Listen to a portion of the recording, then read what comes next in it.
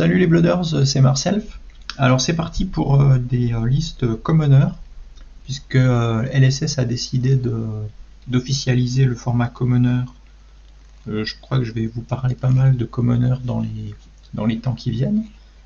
C'est un format qui est intéressant pour démarrer dans le jeu, pour faire des decks qui valent que dalle. Là, vous voyez, là, mon deck Lexi commoner, je le joue pas slivé.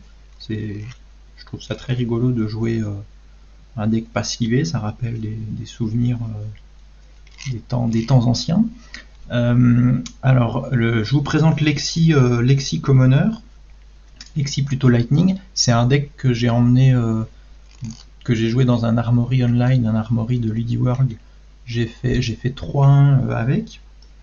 J'ai perdu contre la Prisme de Swafi vraiment à pas grand chose près. D'ailleurs, depuis, j'ai fait des modifs dans le deck pour essayer d'améliorer encore.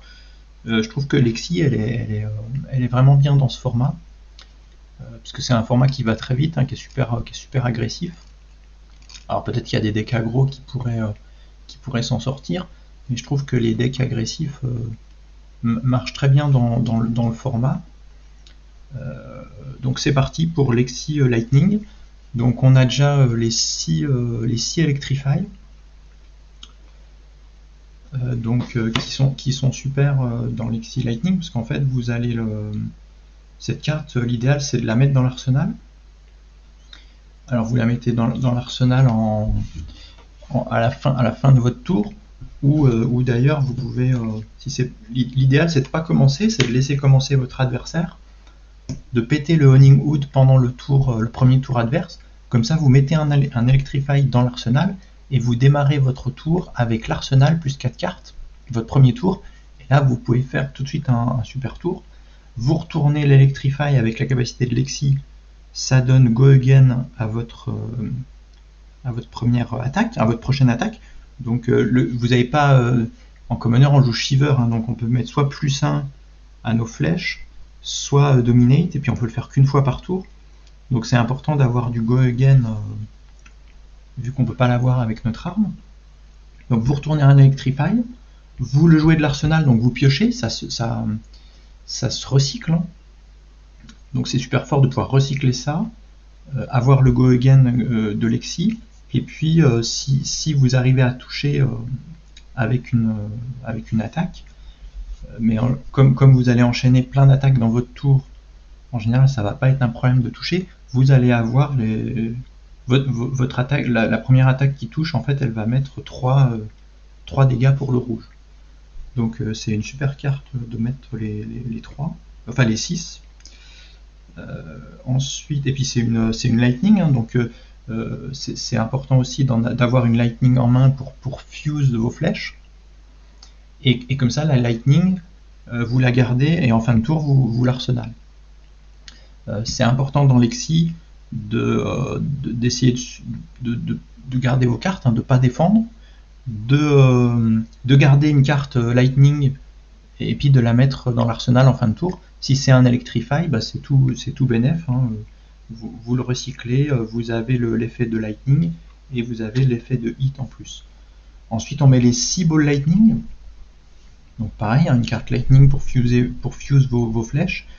Sinon ça se joue très bien aussi de la main pour faire une attaque Go Again qui met son effet sur toute la combat chain. Toute la combat chain, vos cartes d'attaque lightning ou élémentale, elles vont mettre +1 si elles touchent.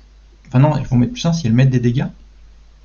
Donc dans le deck il n'y a que des attaques lightning ou elemental, donc ça va, à chaque fois ça va l'effet de ball lightning va pouvoir se déclencher. Et enfin c'est pas un effet déclenché, d'ailleurs c'est un effet de remplacement. Et donc enchaîner les balls lightning en début de tour si vous en avez dans la main, et puis ensuite vous mettez vos autres attaques lightning ou elemental.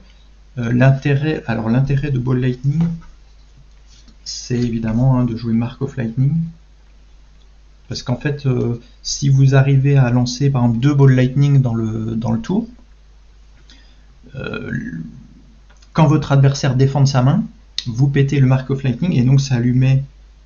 Alors ça devrait lui mettre 1, mais ça lui met pas 1. Si vous avez lancé 2 Ball Lightning, ça lui met 3.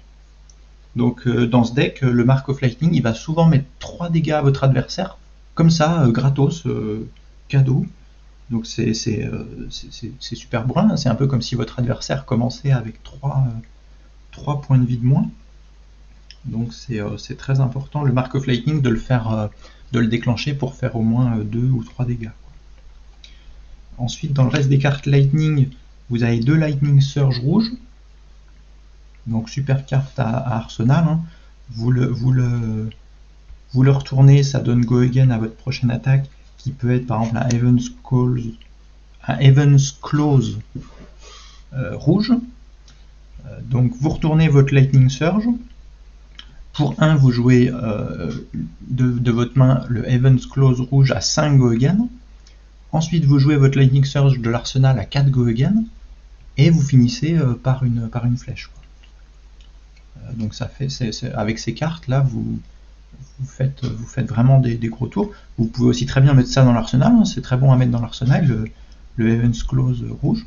Vous le retournez, puis vous pouvez le lancer, ça fait, pour libérer votre arsenal pour mettre une flèche après, ça vous fait 5 Go Again pour 1, c'est un très bon ratio, c'est une très bonne attaque.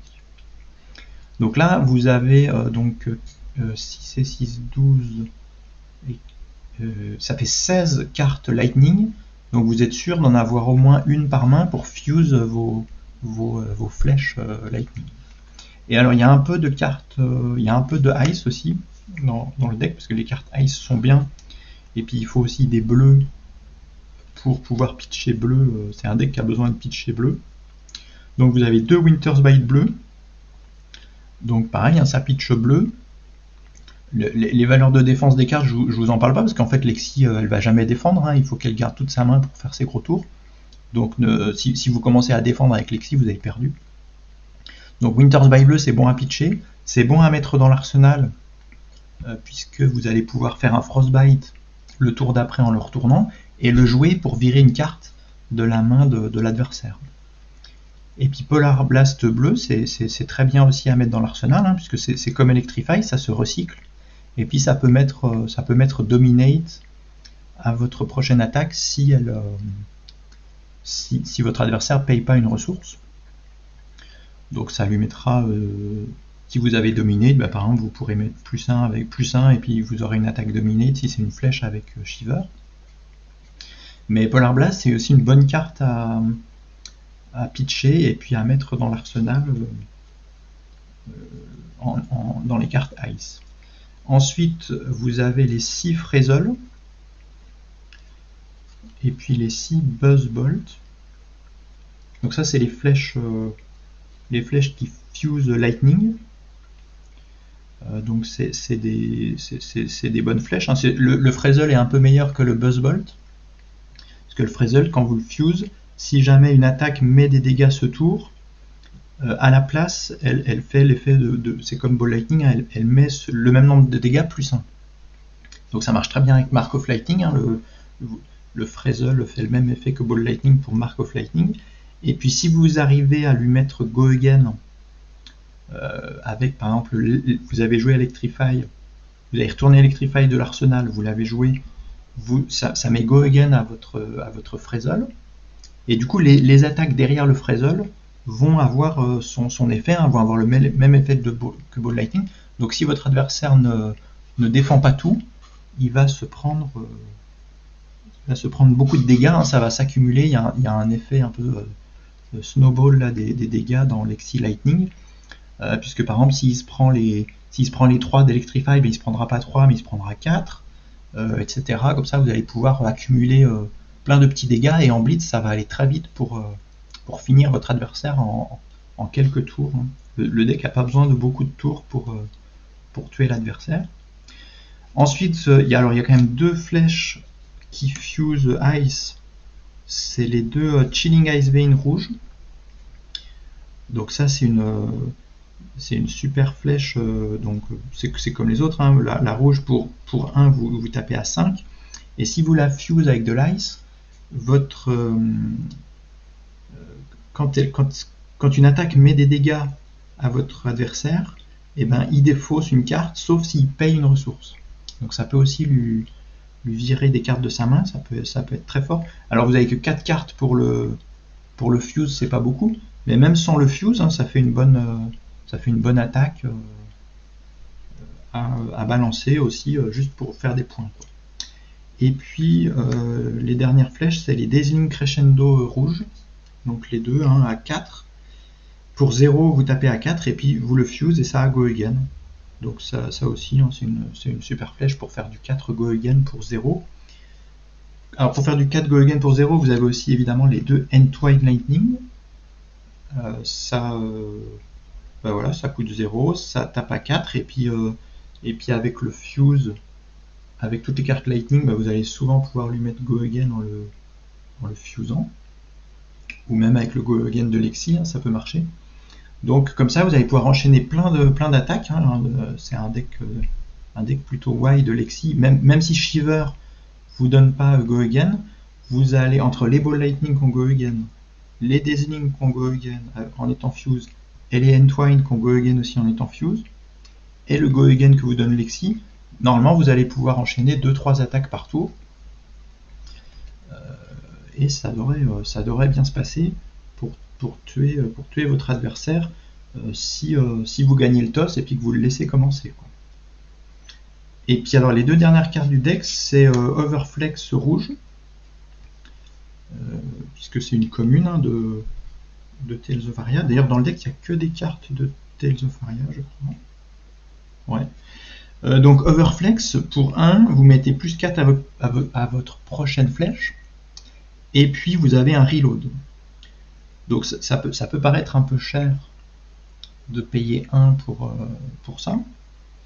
L'intérêt du reload, c'est de reload un Electrify ou un Polar Blast. Comme ça, vous repiochez encore. Et alors l'intérêt de repiocher encore, c'est pour le coup où vous avez une main, où vous n'avez pas assez d'attaque dans votre main. Le problème de Lexi, hein, ça va être de se retrouver avec des mains où vous n'allez pas trouver votre flèche, où vous n'allez pas trouver d'attaque Lightning. Et donc c'est important de pouvoir recycler les Electrify, les Polar Blast, donc en les jouant de l'arsenal, et en les reload avec Overflex, pour piocher l'attaque qui vous manque pour faire un gros tour. Et alors évidemment, Overflex, ça ne marche qu'avec les flèches. Donc vous avez quand même 16 flèches. Donc c'est pareil, hein, vous avez 16 flèches, normalement vous en avez au moins une par main. Et puis comme vous recyclez des cartes, hein, vous allez voir plus de cartes de votre deck qu'un deck qui recycle pas de cartes. Donc vous avez de grandes chances quand même de trouver la flèche que vous allez pouvoir lancer et qui aura le bonus d'Overflex.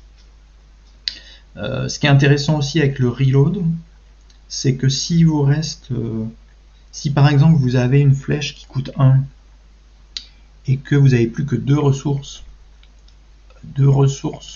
flottantes parce que vous avez joué un Polar Blast ou un Electrify qui coûte 1, et ben l'Overflex, vous le payez, et le reload peut vous permettre de reload une flèche et de la lancer, de payer Overflex et la flèche avec les 2 ressources qui vous restent. Parce que Shiver, le problème de Shiver, si vous faites Shiver, Overflex, une flèche, ça coûte 3, ça coûte une bleue. Donc c'est intéressant, hein, pour mettre Dominate à une flèche en fin de partie, pour mettre une flèche à 9 Dominate, c'est vraiment bien.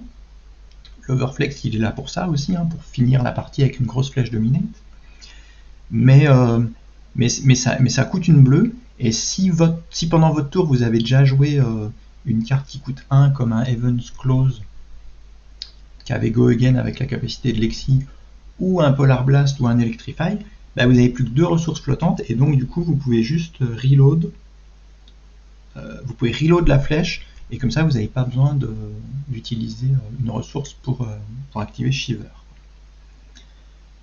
Donc voilà, entre Overflex et puis le nimblisme rouge, au début j'avais mis nimblisme rouge, et puis je me suis aperçu qu'il m'avait manqué juste le petit point là, le plus 4 d'Overflex pour finir certaines games. Donc je pense qu'Overflex est peut-être un peu meilleur que nimblisme rouge ici.